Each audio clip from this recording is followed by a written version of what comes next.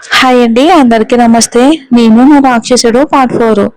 ఏమైందన్నయ్యా అని ఏమీ తెలియనట్టు అడుగుతాడు రణవ్. ఫీమేల్ పర్ఫార్మెన్స్ అని కొనుగుతాడు. దానితో శ్రద్ధ కోపంగా చూస్తే అది రణవ్కి వినిపించి కూడా వినపడినట్టు ఏంటన్నయ్యా అని అడుగుతాడు.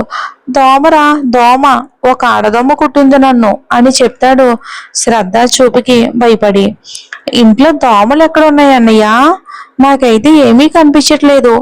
ఆ దోమలు అన్నీ కనిపించవరనవు, కనిపించకుండా కొట్టు వెళ్ళిపోతాయి అని శ్రద్ధ వైపుకు చూశాడు అమర్.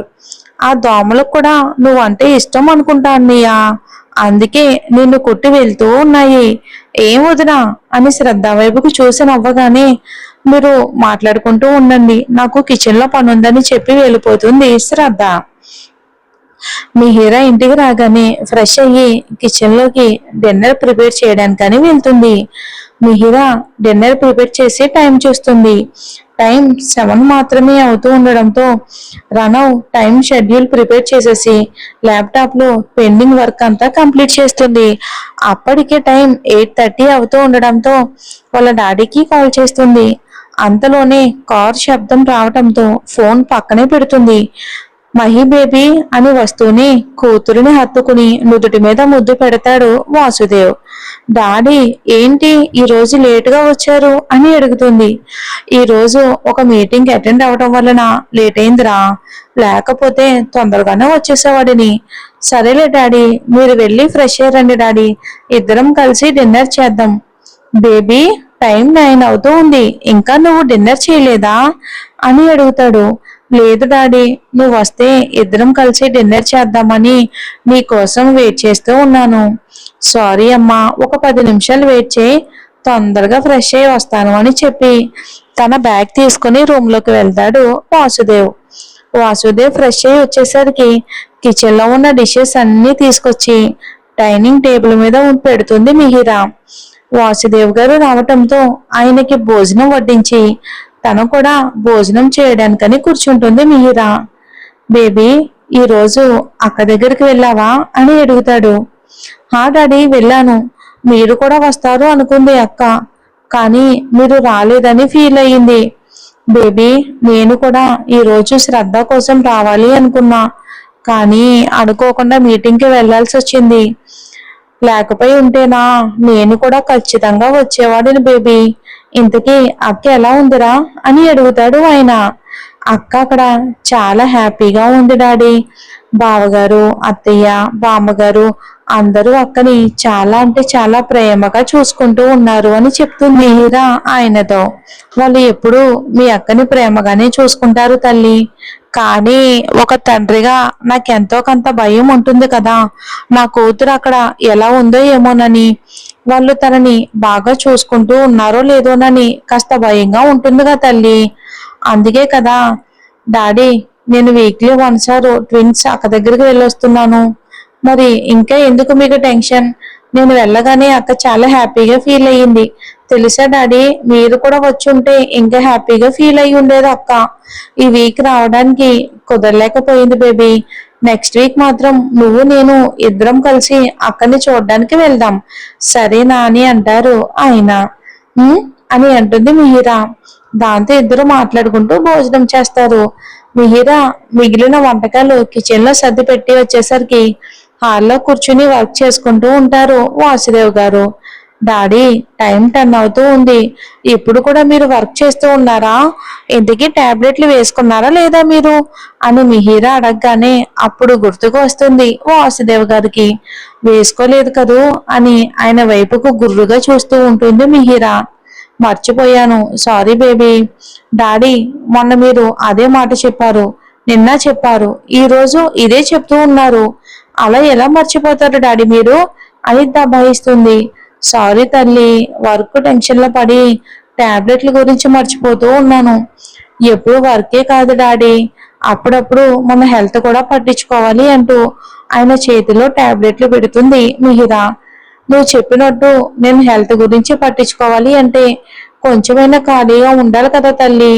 ఈ 3 రోజులు క్లయింట్స్ మీటింగ్స్ ఎక్కువైపోయాయి. నిన్ను నా తర్వాత స్థానంలో మన ఆఫీసులో కూర్చోబెడతాను అంటే, డాడీ నాకు ఇంకా ఈ బిజినెస్ ఎక్స్పీరియన్స్ రాలేదు, కొన్ని రోజులు వేరే కంపెనీలో వర్క్ చేసి బిజినెస్ మెలకువలు నేర్చుకుంటాను అన్నావు. అదేదో మన కంపెనీలో చేయమంటే లేదు అని రనో కంపెనీలో పిఏగా జాయిన్ అయ్యావు. డాడీ నాకు ఇంకా బిజినెస్ గురించి పూర్తిగా తెలీదు, అప్పుడే అంత పెద్ద కంపెనీని ఎలా రన్ చేయగలను నేను? అయినా నేను మన కంపెనీలో వర్క్ చేస్తే అక్కడ ఉన్న వాళ్ళకి నేనెవరో తెలుసు. నేనేం చేసినా సరే సార్ కూతురు కదా, ఏం చేసినా చెల్లుబాటు అవుతుందని వెనకే మాటలు మాట్లాడుతూ ఉంటారు. నాకు అవన్నీ నచ్చవు డాడీ. అందుకే నేను బయట జాబ్ చేసుకున్నా.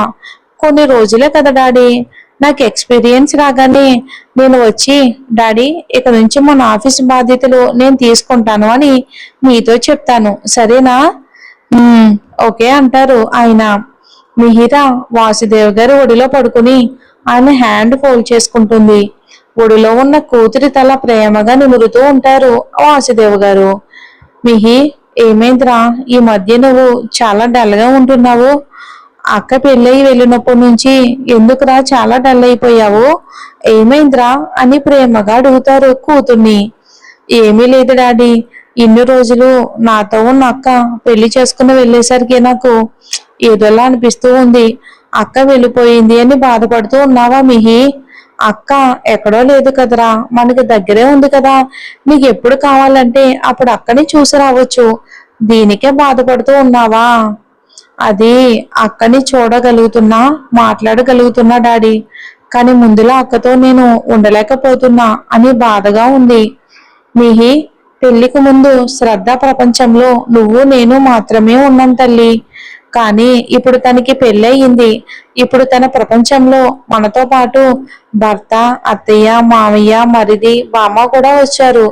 పెళ్ళైన ప్రతి అమ్మాయికి అత్తింటి బాధ్యతలు చాలా ఉంటాయి తల్లి. వాటిని వదిలేసి ముందులా ఉండాలి అంటే అది సాధ్యం కాదు కదా. నేను అక్కని తన బాధ్యతలను వదిలేసి నన్ను పట్టించుకోమనడం లేదు డాడీ. ముందులా నాతో కొంచెమైనా టైం స్పెండ్ చేయమని అంటున్నా, కానీ అక్కకి టైమే దొరకట్లేదు కదా. మిహి, బాధపడుకురా. శ్రద్ధకి టైం లేకుండా నీతో time spend చేయలేకుంటుంది.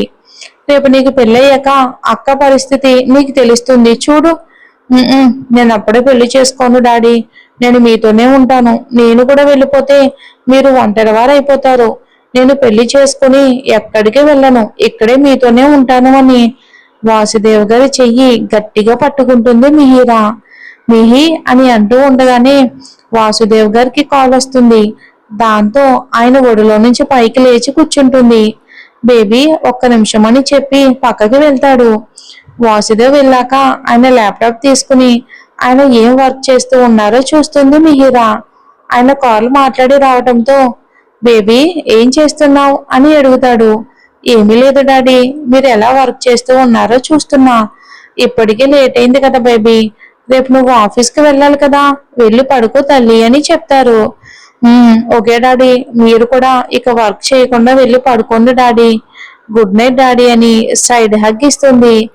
Good night baby అని మిహిరా నుదుటి మీద ముద్దు పెడతాడు. మిహిరా తన గదిలోకి వచ్చి డోర్ లాక్ చేసుకుంటుంది. మిహిరాకి పడుకునే ముందు నైట్ డ్రెస్ వేసుకుని పడుకోవటం అలవాటు కావడంతో కబోర్డ్ లో ఉన్న నైట్ డ్రెస్ తీసుకుని డ్రెస్ టాప్ తీస్తూ ఉండగా అనుకోకుండా తన ఎదురుగా ఉన్న అద్దంలో బెడ్ మీద పడుకొని ఉన్న రనవ్ కనిపించగానే ఉలిక్కి పడి వెనక్కి తిరిగిన తనకి బెడ్ మీద పడుకుని తననే చూస్తూ ఉన్న రనవ్ని చూడగానే ఒక్కసారిగా షాక్ అవుతుంది. మరి ఏం జరుగుతుందో వచ్చే ఎపిసోడ్ లో చూద్దాం.